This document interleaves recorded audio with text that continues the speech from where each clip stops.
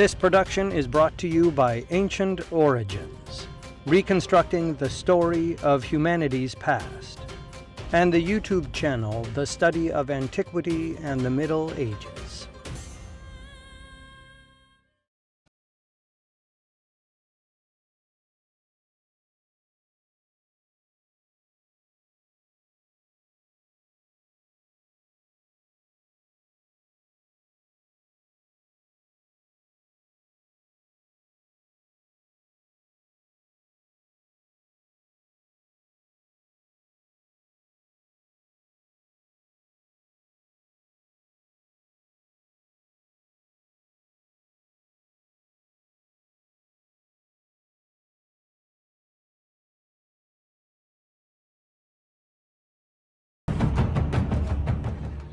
Ladies and gentlemen, welcome to the Study of Antiquity and the Middle Ages. As always, I'm your host, Nick Barksdale, and today I'm bringing you another excellent article from Ancient Origins titled, Rethinking Stereotypes.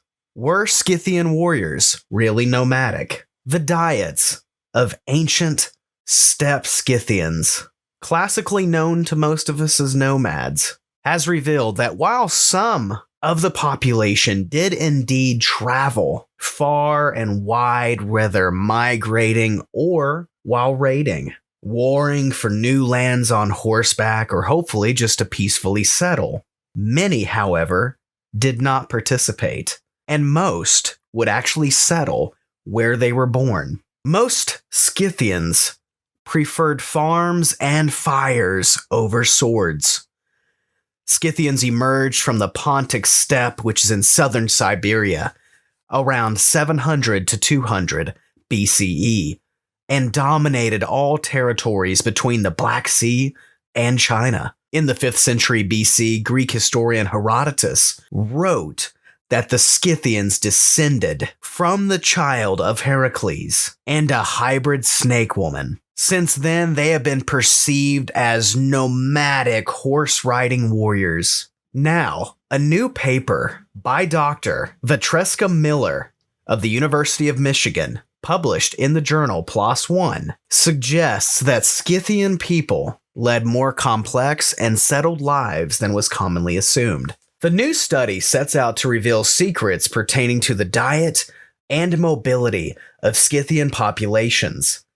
This led the team of researchers to undertake complex isotopic analysis of carbon, nitrogen, oxygen, and strontium from human teeth and bones recovered from Scythian burial sites in Ukraine. The results of the study directly challenged the commonly held stereotype that the Scythians were horse-riding long-distance nomadic warriors, claiming that most did not travel long distances during their lifetimes, breaking with false historical narratives. As with so many aspects of life, when the facts of any given scenario or situation are laid out in the clear light of day, they often challenge our general perceptions of things. This is made evident in the rom-com movie industry, which portrays Christmas in the USA like some international fiasco, where the entire nation is loaded into airports trying to get home for the big day. Well, that's just a load of guff, according to an article written by the New York Times in 2015, titled, "The Typical American Only Lives 18 Miles from Mom." And some of them are probably a little bit closer than that. And it explains that the vast majority of Americans don't live further than 20 miles from their parents' homes. As we can see going back in history, this is exactly the same case for the Scythians. While it was believed ipso facto that the Scythians were a greatly nomadic warrior culture, after a little bit of digging, it's become clear that Scythians were a much more culturally diverse group. The new paper explains that in most cases, Scythians led sedentary lives with a dependence on agriculture. The authors of the study say their new findings will help archaeologists formulate a more complete idea of Scythian history. Now that it is known, most people didn't travel long distances.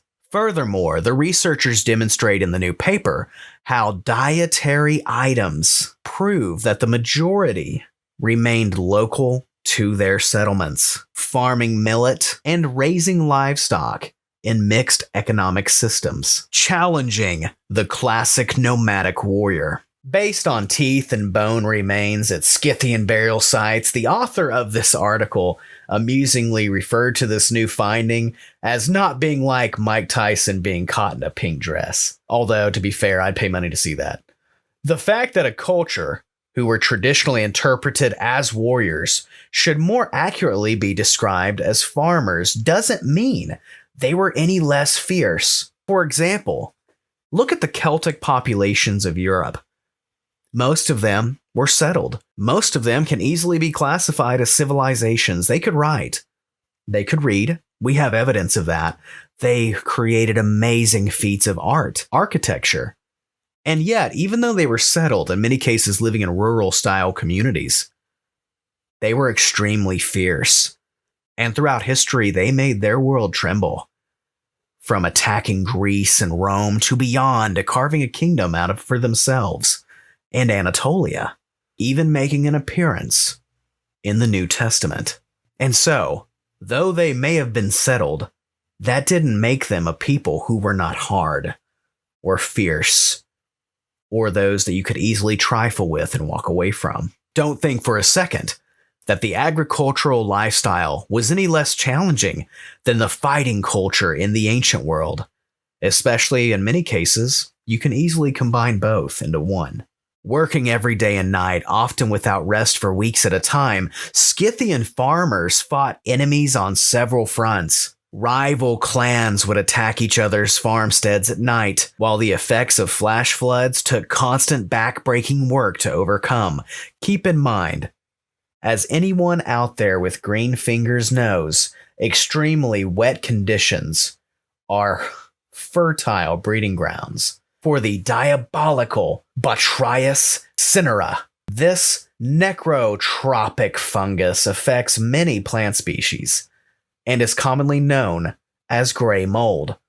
One patch of this microbial killer left unseen could destroy an entire field system in less than a week, leaving families huddled together in crofts, starving, dying one by one, wishing they had chosen the way of the sword and not that of the hoe. And so as we come to the end of this episode, you may ask yourself, so what does all of this mean? One, it means we are still finding that in many cases, we are wrong or were wrong about the past. That also means that in many cases, entire peoples and cultures were misrepresented by the ancient historians that we discover them through. For example, look at the term Berber. Before being used as an ethnic group for North Africa, it was used to describe nomads, and yet, like the Scythians, we find out that many of them were actually quite settled. And so I think articles like this are incredibly important, though brief, in helping us better understand the past and in changing history to be more correct. This is not a political thing. It's making sure we get it right. Because why generalize entire populations, entire histories, just to make it simpler, when in reality, its complexity is what is most fascinating.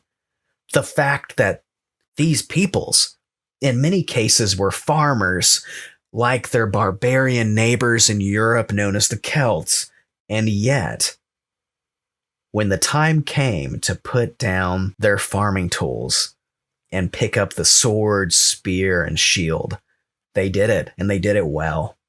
Enough to make empires tremble at their name, or at the sounds of them rushing into combat. Ladies and gentlemen, thank you all so much, and have a wonderful day. Ancient Origins specializes in reconstructing the story of humanity's past. And honestly, for those of you who love anything ancient, mysterious, and the Unexplained. It's the best resource online for you, providing a variety of content. But more importantly, it's helping us understand the subjects that we all love. From the fringe to the mainstream, you get the best of everything. But if you want access to even greater content, I highly suggest you becoming a premium member to Ancient Origins. And for those of you who may ask, okay, why? I have an answer for you. One, it is a treasure trove of information. It gives you even more access to the subjects that you love. From ebooks, webinars, expeditions, even more articles. But in some cases, you get to talk to the experts themselves. And by being a subscriber to Ancient Origins, you are continuing to help them make history matter. Ancient Origins literally has something for everyone. So, before we get to the presentation, check out the links in the video description below.